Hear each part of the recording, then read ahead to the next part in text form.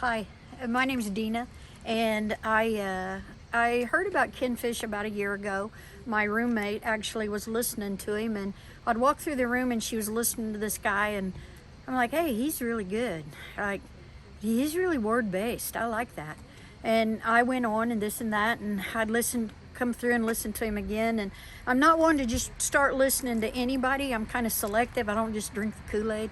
And so anyway, I'm like, hey, I'm gonna start listening to this guy. So I started going through the library off Orbis app, and I listened to the entire basic library, and I was like, I'm taking the plunge. I'm gonna buy a class, you know. So I started with last fall, and I'm in the spring semester classes, and this is my first Immerse.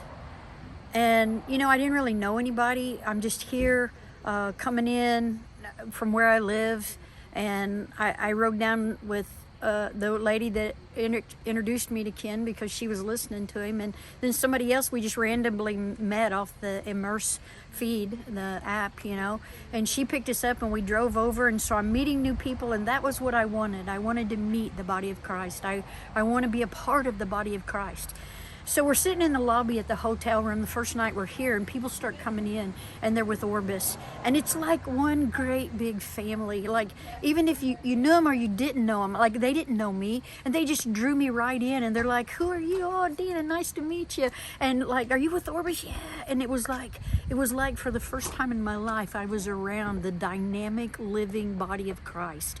Like, we were all one great big family. And what connected us was the Spirit of Christ, and it was almost tangible, and it was so powerful to me, and I absolutely loved it. I was like, I'm home. Like, this is what I came for, and it was very exciting. And so I don't mean to plug Ken, I'm plugging Jesus, because he lives in us, and he's very prevalent in this ministry, and it feeds me. And I'm just, you know, like, I don't want just milk, I want meat, and that's what I'm finding here.